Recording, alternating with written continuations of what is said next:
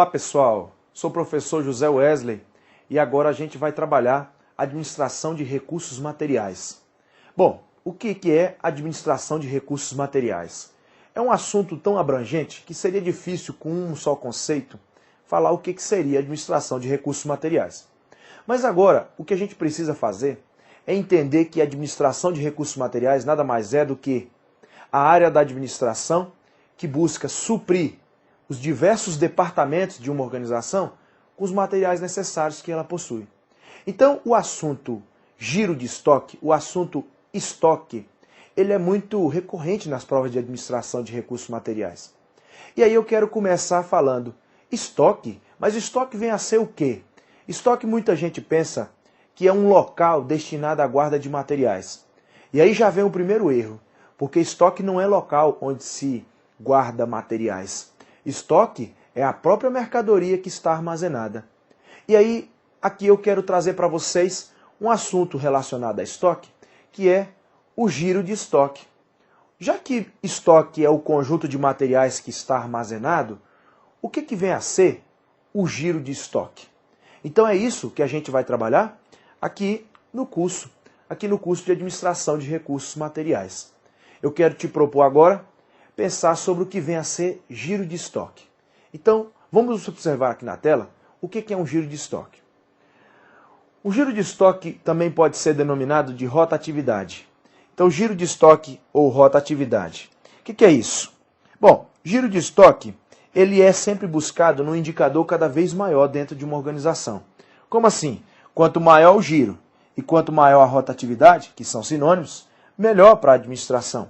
Então, observe que o giro pode ser calculado pegando o consumo médio e dividindo pelo estoque médio. O consumo médio anual dividido pelo estoque médio. Mas aí parece que está tão complexo, não é? Eu sei que tem muita gente que nesse momento deve estar pensando, pô, parece que esse negócio é difícil, mas não é não. Eu vou te explicar o seguinte, a visão que você tem que ter de giro de estoque nada mais é do que o indicador de quantas vezes a mercadoria ela está saindo do estoque, quantas vezes a mercadoria está sendo vendida e reposta, ou consumida e reposta. Como assim? Pensa num caso. Eu tenho uma empresa e nessa empresa eu tenho normalmente 100 peças no meu estoque. E no ano inteiro eu vendi 800 peças. Raciocina comigo. Eu tenho no meu estoque 100 peças e no ano inteiro eu vendi 800 peças. Quantas vezes eu tive que repor aquela mercadoria que está no estoque? Muito bem, repus 8 vezes. Então, 8 é o indicador chamado giro. 8 é a rotatividade. Vamos ver como é que esse assunto é cobrado em concurso? Dá uma observada aqui. A primeira questão que eu trabalho aqui com vocês é a questão que caiu aqui para a PRF. É uma questão do CESP, uma banca aqui que a gente já pode mostrar algumas questões boas, não é? A questão traz para nós que um item de estoque, ele teve 1.200 unidades consumidas em um ano. E que o estoque médio da organização em questão é de 100 unidades. Julgue os itens que se seguem. A questão traz: a rotatividade de estoque do referido item é de 12 vezes ao ano? A rotatividade de estoque é de 12 vezes ao ano? Meus queridos, me ajude a pensar aqui. Se eu tive um consumo anual de 1.200 unidades. Tive um consumo anual de 1.200 unidades. Mas no meu estoque eu tenho normalmente 100 unidades. Pessoal, uma questão mais fácil do que esta eu não consigo visualizar, não. Observe que aqui eu tive que repor minhas 100 unidades 12 vezes. Eu tive que repor 12 vezes. Por quê? Porque 12 vezes 100 dá essas 1.200 unidades que foram consumidas no ano. Então, o giro de estoque, ele é calculado o consumo médio anual dividido pelo estoque médio. Então, a análise tem que ser feita nessa questão. 1.200 de consumo anual, 100 unidades que eu tenho aqui no meu estoque, logo, a rotatividade ela é de 12 vezes e a questão está correta. 12 vezes eu tive que repor a mercadoria. Eu tive que repor a mercadoria que está no meu estoque. Então, bem tranquilo o assunto, né? Percebeu aí? Rotatividade ou giro de estoque é um assunto fácil, é um assunto tranquilo. É um indicador de quantas vezes a mercadoria ela foi vendida, ela foi consumida e ela foi reposta. Vamos observar mais uma questão aqui. A outra questão ela é de 2013, ela é do TRT 10ª região e caiu para técnico administrativo. É uma carreira bonita também lá do tribunal, não é? Vamos observar aqui, julgue os itens que se seguem relativos à gestão de materiais. A rotatividade de determinado estoque, considerando-se um consumo médio de 800 unidades por ano e um estoque médio de 200 unidades, é de 0,25 vezes ao ano. Pensa comigo aí, agora o teu estoque ele tem 200 peças, 200 unidades, e o consumo no ano foi de 800. Pessoal, básico demais, observe que se você repõe 4 vezes essa tua mercadoria aqui, você tem um consumo realmente de 800 unidades no ano. Então, o giro de estoque, ele vai ser calculado da seguinte maneira. Vai ser 800, que é o consumo médio anual, dividido pelo estoque médio, que foi de 200 unidades. Uma questão muito fácil. Isso aqui vai dar igual a 4. Ou seja, 4 vezes ao ano foi o giro de estoque. 4 vezes ao ano foi o giro de estoque ou rotatividade. A questão falou que é de 0,25 vezes ao ano? Errado. Claro que não é 0,25 vezes ao ano. Agora, o candidato desavisado que fizesse o inverso da equação, a 200 sobre 800, o que ele ia achar? Ele ia achar 0,25.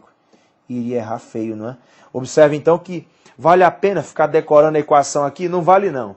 Não vale a pena ficar decorando a equação. A ideia que você tem que ter é, o estoque tem 200 peças. No ano inteiro foram consumidas 800. Ótimo, então quantas vezes eu tive que repor essas 200? Tive que repor 4 vezes. Esse é o giro. Não precisa de equação nenhuma. Que fique claro então para vocês. Giro de estoque. O giro de estoque é um indicador de quantas vezes a mercadoria ela foi consumida e reposta. Ou ela foi vendida e reposta. Observou essas duas questõezinhas fáceis aí? Eu quero agora encontrar vocês no aulamóvel.com. Lá a gente tem o curso completo. Lá a gente vai ter realmente administração financeira e orçamentária, administração de recursos materiais e gestão de pessoas. Espero vocês lá, aulamóvel.com. Um abraço.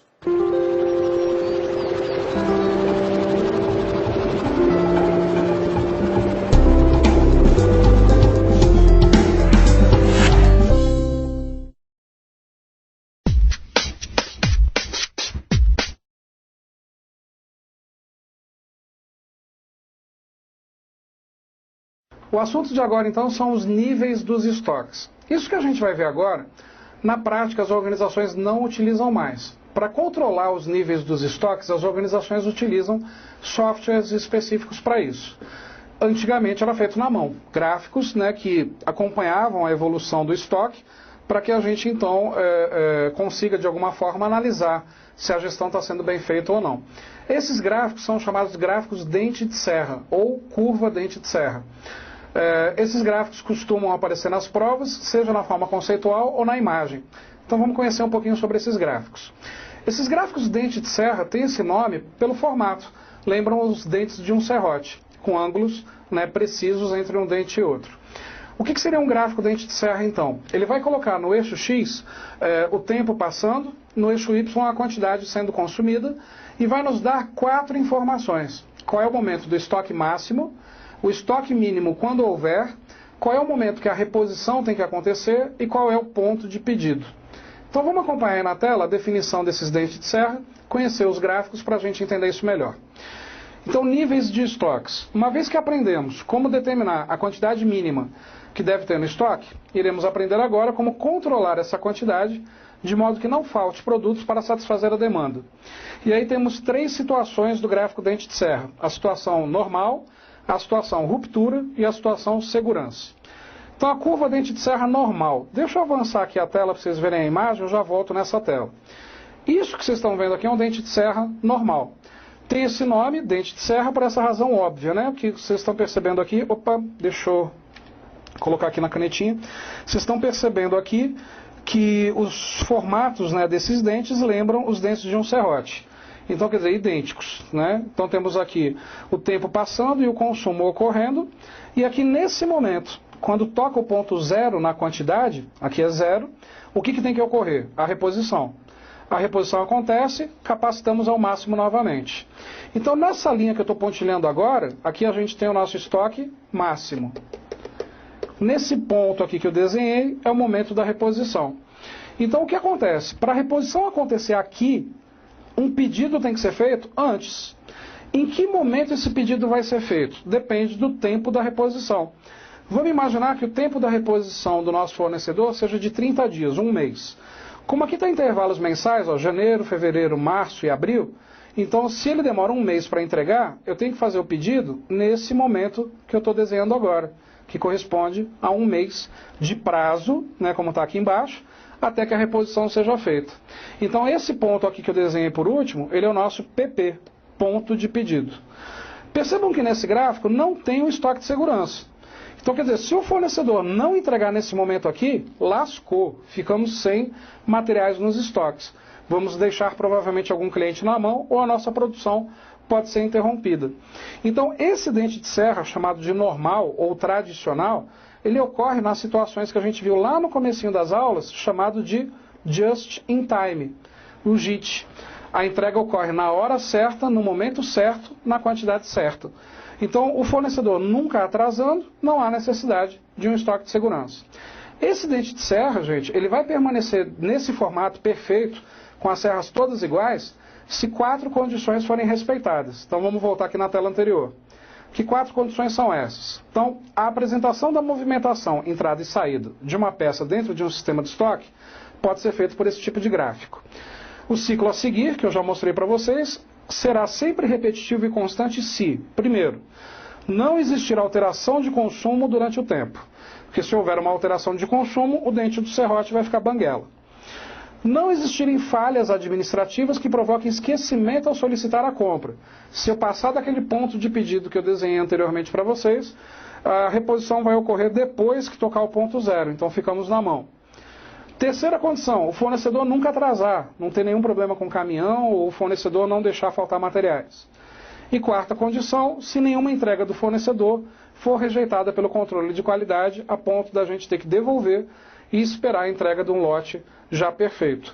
Se essas 4 condições então permanecerem, o dente de serra fica nesse formato como está aqui na tela. Perfeito, sem ruptura de estoque e sem a necessidade de um estoque de segurança. Se por um acaso o fornecedor atrasar, como é que ficaria esse gráfico? Já ficaria nesse outro formato. Percebam aqui embaixo, essa linha pontilhada, mostrando o quê? Estoque negativo. Isso é coisa de administrador, tá, gente? Porque estoque negativo fisicamente não existe.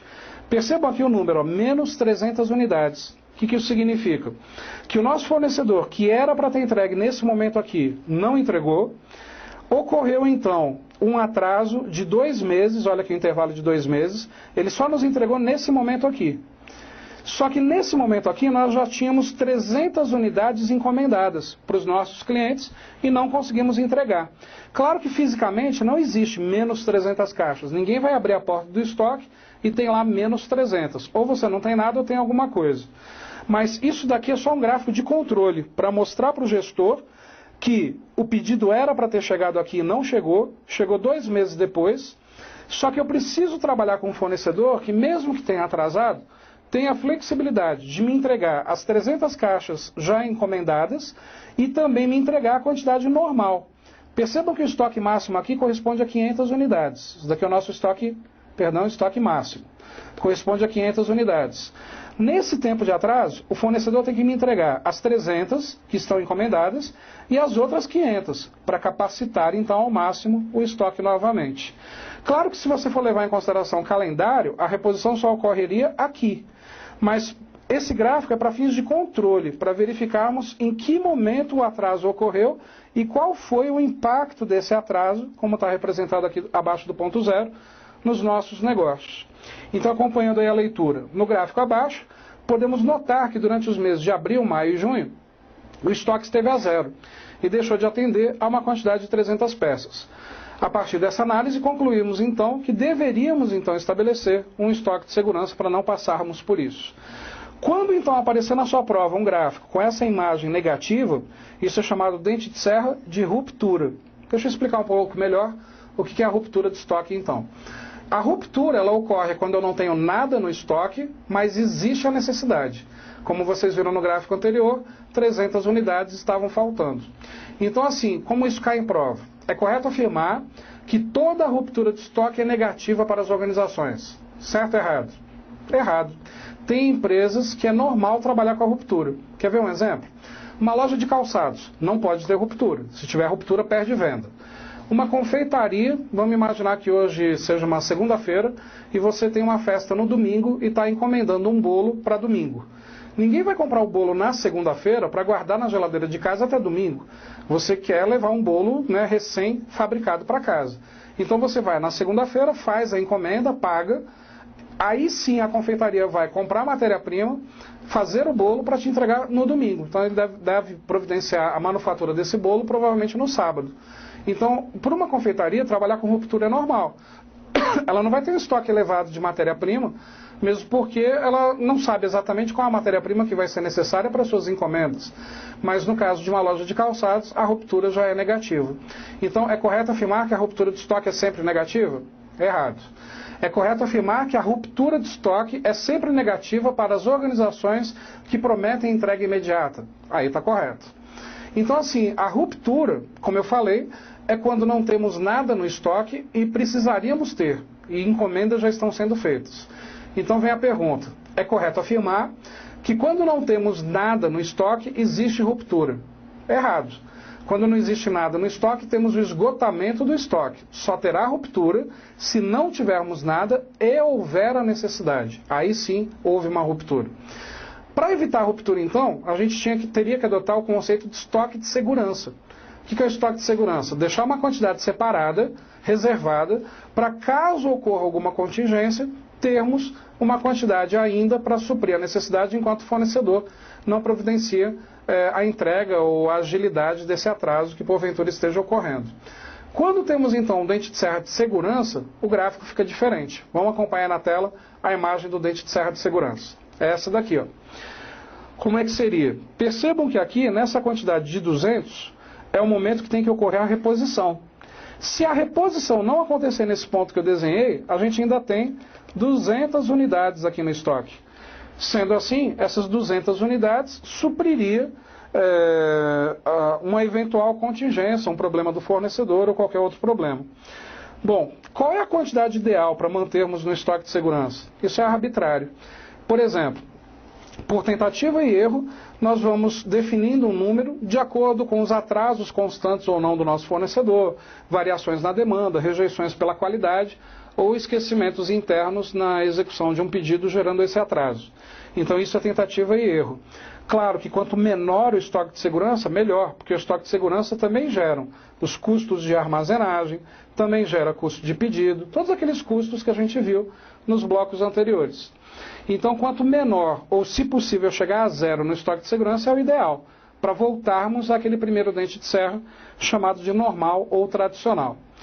Como que normalmente aparece em prova, pergunta sobre os gráficos. Então, imaginando esse gráfico que está aí na tela, poderia aparecer em prova o seguinte: é correto afirmar que o ponto número 1 corresponde ao estoque máximo? Correto. É correto afirmar que o ponto número 2 corresponde ao estoque zerado? Errado. Nós ainda temos 200 unidades aqui nesse estoque, por ele ter o estoque mínimo ou estoque de segurança. É correto afirmar que no ponto número 3 corresponde ao ponto de pedido? Correto. O ponto de pedido, o exato momento que eu vou pegar o telefone e fazer um pedido para o fornecedor, ele vai estar em algum momento dessa diagonal aqui descendente. Então aqui é o ponto de pedido. Então, é correto afirmar que no ponto marcado aqui como ponto número 4, é o momento em que deve ocorrer a reposição. Questão correta. Então, normalmente aparece dessa forma, com um gráfico em branco com esses pontos anotados, ou perguntas teóricas propriamente ditas sobre o conceito dente de serra. Nesse dente de serra, então, quais são os 4 conceitos que existem? Conceito de estoque máximo, estoque mínimo ou estoque de segurança, o conceito aqui de ponto de pedido e o conceito de tempo da reposição. São 4 conceitos, então, que a gente vai ver agora trabalhado de forma mais teórica. Está acompanhando aí na tela então. Conceito de tempo de reposição. Na sua prova pode aparecer o termo tempo de reposição, tempo de ressuprimento, tempo de atendimento ou tempo de reprovisionamento. Uma palavrinha que eu vi aí numa prova recente e vou incluir aqui na tela. Então, qualquer uma dessas 4 palavras, sinônimo. O que seria então o tempo de reposição, ressuprimento, atendimento ou reprovisionamento? É a soma dos tempos da emissão do pedido, preparação do pedido e transporte. Deixa eu explicar isso um pouco melhor, daqui a pouco a gente volta para a definição. O que ocorre? O tempo da reposição, ele começa quando? Quando eu pego o telefone, ligo para o fornecedor e faço um pedido, ou, na sua opinião, começa quando eu detecto a necessidade de algum item. Se você pensar em casa, por exemplo, acabou o arroz. A reposição só ocorre quando você for decidir comprar um novo saco de arroz. Só que a gente não está falando de compras domésticas. Eu posso, por exemplo, nunca mais comer arroz na minha vida e nunca mais comprar. Então, o tempo da reposição realmente só teria início a partir do momento que eu decido providenciar a aquisição. Só que a gente está falando de pessoas jurídicas, empresas, que compram materiais constantemente. E se compram materiais constantemente, esse material acaba, se faz por necessária a reposição a partir do momento que eu detecto a necessidade desse item. Então, teoricamente, nas provas, tempo da reposição começa quando eu detecto a necessidade de um item. E quando que termina a reposição? Quando o transporte é feito e esse material chega dentro da empresa, lá no estoque, armazém, almoxarifado ou depósito. Então, o tempo da reposição é tudo o que acontece, desde o momento que eu detecto a necessidade até o momento que esse material chega dentro da empresa. Esses momentos correspondem a 3. Tempo de emissão do pedido, que é o tempo que eu demoro desde o momento que eu detecto a necessidade até eu pegar no telefone. Tempo de preparação do pedido, que é o tempo de eu desligar o telefone e o fornecedor começar a carregar o caminhão, emitir nota fiscal, preparar o pedido propriamente dito. Aí o pedido está todo preparado, colocado no caminhão, nota fiscal emitida, o caminhoneiro ligou, o caminhão vai começar o quê? O transporte, que é o terceiro momento. E o transporte só termina quando o material chega dentro da empresa. Então, voltando aí para a tela para a gente ver a definição desses 3 momentos. Então, emissão do pedido. Tempo que se leva desde a emissão do pedido de compras até ele chegar ao fornecedor. Só que esse momento da emissão do pedido tem início a partir do momento que eu detecto a necessidade. Preparação do pedido. Tempo que leva o fornecedor para fabricar os produtos, separar, emitir faturamento e deixá-los em condições de serem transportados. E por último, tempo de transportes. Tempo que leva da saída do fornecedor até o recebimento pela empresa dos materiais encomendados. Então, em virtude de sua grande importância, esse tempo deve ser determinado de modo mais realista possível, pois as variações ocorridas durante esse tempo podem alterar toda a estrutura do sistema de estoques.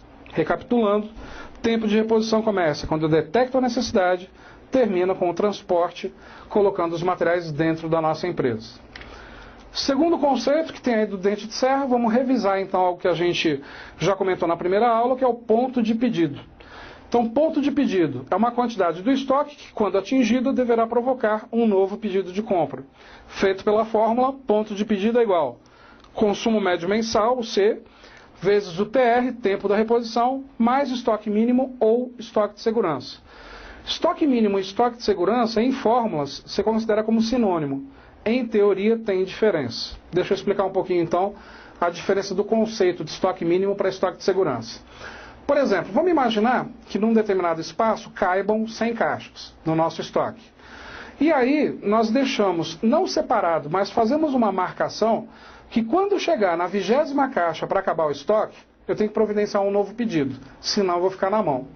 Eu posso dizer então que essas 20 caixas é o mínimo que eu tenho que ter no estoque, para não correr o risco de interromper as operações da empresa. Como essas caixas não estão fisicamente separadas, elas fazem parte do consumo normal, isso é estoque mínimo. Se eu decidir pegar essas 20 caixas e deixar separados, e então quer dizer, deixar separado mesmo para só usar se houver uma emergência, aí virou estoque de segurança. Então quer dizer, se cabem 100 caixas numa sala, eu deixo 20 separadas para, caso ocorra algum problema, consumir eu teria então um consumo normal, então só das 80. Então essas 80 seria o meu consumo normal durante o tempo da reposição, as 20, estoque de segurança, caso ocorra uma contingência. Eu posso estabelecer um estoque mínimo e um estoque de segurança, em teoria, ao mesmo tempo? Posso. Eu posso determinar que quando chegarmos na caixa de número 60, faltando 20 para as 80, é o meu estoque mínimo. E esse é o momento que o fornecedor tem, esse é o tempo que o fornecedor tem para me fazer uma nova entrega, o tempo do consumo dessas 20 caixas. Se ele atrasar, eu tenho as outras 20 que estão separadas no estoque de segurança. Só que eu só vou conseguir fazer isso se eu tiver espaço físico suficiente, né, e se eu tiver uma boa gestão desses estoques. Porque o fato de eu deixar separado pode levar a empresa a um esquecimento desses materiais lá dentro dessa área separada, e se for um material perecível ele se perde. O estoque de segurança ele foi feito para não ser utilizado, mas se for um item perecível ele vem para o giro e já se repõe ao mesmo tempo a mesma quantidade do mesmo material com prazo de validade maior. O ponto de pedido, então, tem como base essa fórmula que eu coloquei aqui e aquele macete que eu já ensinei para vocês. Quantidade do tempo da reposição mais a quantidade do estoque de segurança. Só não esqueçam, se forem usar a fórmula, de sempre usar a mesma linguagem de tempo. Se você colocou o consumo em quinzena, o tempo tem que estar em quinzenas. Se você colocou o consumo mensal, o tempo tem que estar em meses. É aí que as bancas tentam te pegar. Vão colocar que o tempo é 30 dias, e você, colocando um consumo mensal, vai colocar que o tempo da reposição é de 30. Se o consumo é mensal, 30 dias corresponde a um mês. Outro erro que as pessoas costumam cometer, está lá dizendo que o estoque de segurança é para 15 dias. Aí você coloca para efeitos de fórmula 15. O que você guarda no estoque são dias ou são caixas? São dias. Então no estoque de segurança você tem que converter os dias para caixas. Vamos fazer mais uma vez um exercício de ponto de pedido? Acompanhando aí na tela. Vamos criar aqui um enunciado agora um pouco diferente. Numa determinada empresa temos um consumo diário de 4 unidades. Tempo da reposição, 24 horas. E o estoque de segurança para 48 horas. Qual que é o ponto de pedido? Vamos fazer primeiro pelo raciocínio lógico. Lembra que eu falei? Quantidade do estoque de segurança mais a quantidade do tempo da reposição. Então, olha só. Se o estoque de segurança é para 48 horas, e num dia consumimos 4, em 48 horas consumimos 8. Se o tempo da reposição é de 24 horas, e 24 horas é um dia, e em um dia consumimos 4 unidades, então o tempo da reposição corresponde a 4 caixas. 8 mais 4, 12. Esse é o meu ponto de pedido. O que isso significa? Quando chegar na 12ª caixa para acabar o estoque, tenho que ligar para o fornecedor e fazer um novo pedido. Colocando isso na fórmula, consumo diário vezes tempo da reposição mais estoque de segurança. Consumo diário, 4 unidades. Tempo da reposição, não está dizendo 24 horas? Um dia. Mais o estoque de segurança, que é para 48 horas. Eu não guardo horas no estoque de segurança, eu guardo caixas. Então, se em um dia consumimos 4, em 48 horas consumiremos 8. 4 vezes 1, 4, mais 8, 12 caixas é o nosso ponto de pedido. O mesmo valor do raciocínio lógico. Eu recomendo usar o raciocínio porque isso te obriga a converter. Mas se você for uma pessoa mais metódica, você vai preferir usar a fórmula. Só não esqueçam de converter o tempo para a mesma linguagem do consumo e o estoque de segurança em número de caixas e não em número de dias.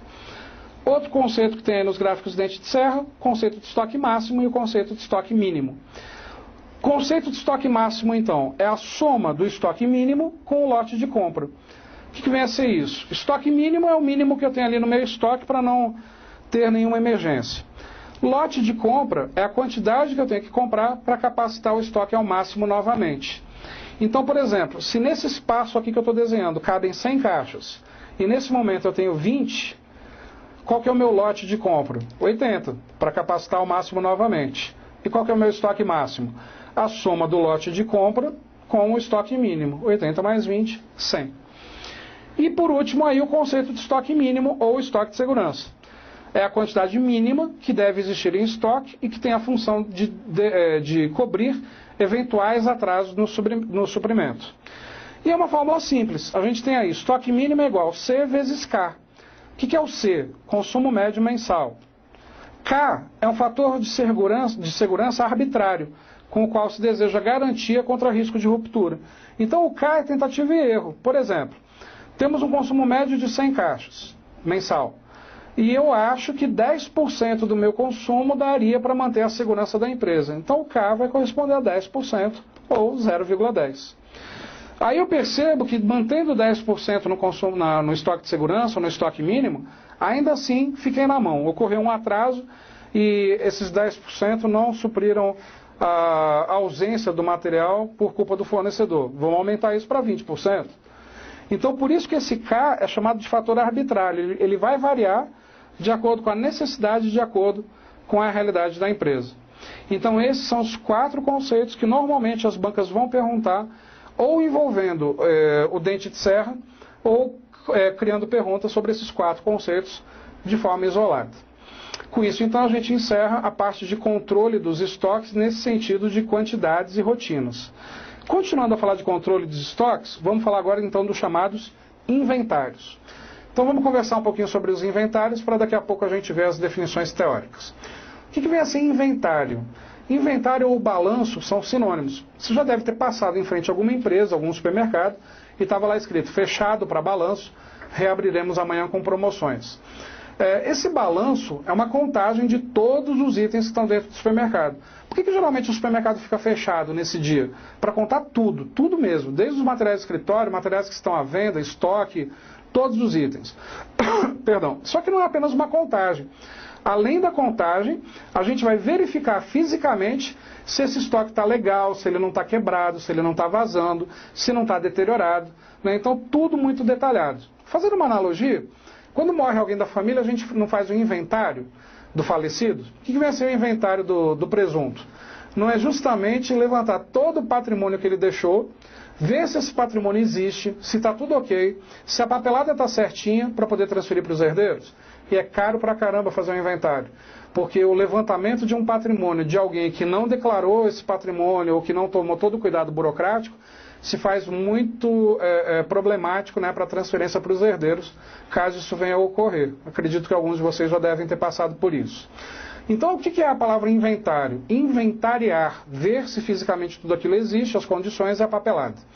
No estoque é a mesma coisa, ver se o estoque existe, as condições desse estoque, e toda a papelada, toda a parte burocrática. Existem, então, 4 tipos de inventário que as organizações fazem. O inventário geral, que é feito para todos os itens da empresa, geralmente uma vez por ano, para mandarmos essas informações para o governo num documento chamado balanço patrimonial, que corresponde à declaração de imposto de renda da pessoa física.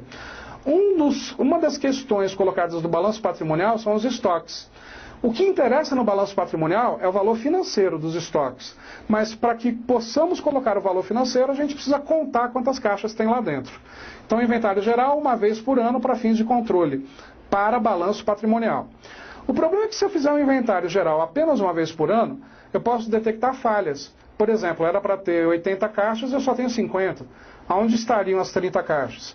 Se eu fizer isso uma vez por ano, eu não vou conseguir identificar em que momento essas 30 caixas sumiram. Se é que elas sumiram. Se é que não foi um mau controle, se é que quando o caminhão descarregou, assinamos a descarga de 80 caixas e só descarregaram 50. Quer dizer, fazendo uma vez por ano a gente perde o controle de quando o erro aconteceu. Não sabendo quando o erro aconteceu, impossível corrigir. Então o que é o ideal? Que as organizações façam inventários periódicos, que é o segundo tipo de inventário. São inventários gerais para todos os itens da empresa, feitos aí 4, 5, 6 vezes ao ano, para fins de controle. Se eu fizer um inventário periódico a cada 2 meses e perceber falhas, eu consigo perceber que aquelas falhas ocorreram nos últimos 2 meses. É mais fácil de corrigir. Então, o inventário geral, uma vez por ano, com o objetivo de mandar informações para o governo no documento chamado balanço patrimonial. Inventário periódico são inventários gerais para fins de controle interno da empresa. E quando a organização está desconfiada de que está sumindo alguma coisa dentro da empresa? Então eu posso fazer um inventário só daqueles itens específicos. Não só por desconfiança de estar sumindo. De repente a empresa quer fazer um controle só de determinados materiais. A empresa de repente quer fazer um controle dos materiais que têm maior giro do estoque. Quando é para situações especiais, para itens específicos, isso é chamado inventário rotativo. E o 4º tipo de inventário é o inventário permanente. ele tem esse nome porque é uma atividade diária. Então o inventário permanente, a cada saída, a cada entrada de material, nós vamos fazendo um levantamento das saídas e das entradas, mas sem a contagem física. Então, quer dizer, o relatório do inventário permanente, conflitando com o inventário geral, periódico ou rotativo, tem que ser o mesmo, né, o número no final. Só que aí é que a gente detecta as falhas. O inventário permanente diz aquilo que realmente deveria ter ocorrido na prática.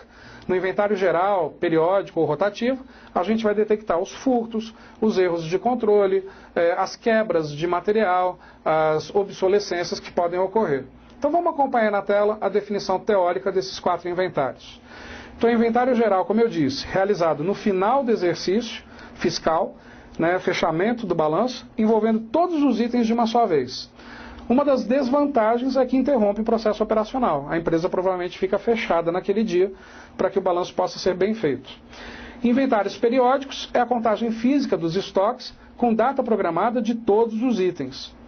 Inventário rotativo é realizado no decorrer do exercício financeiro, envolvendo grupos de itens específicos em determinados períodos, dias, semanas ou meses. Uma das vantagens desse inventário é que não tem necessidade de interromper o processo operacional. Você conta alguns itens, fecha um corredor da empresa e rapidamente você conta aquilo que é necessário ali para aquele momento. E o inventário permanente, ele registra constantemente todas as entradas e saídas e há um controle contínuo dos estoques. Como isso cai em prova? É correto afirmar que todo o inventário geral é também um inventário periódico? A partir do momento que o inventário geral tem data marcada para acontecer, ele é periódico, correto. É correto afirmar que todo inventário periódico é também um inventário geral? No sentido do substantivo comum, correto também.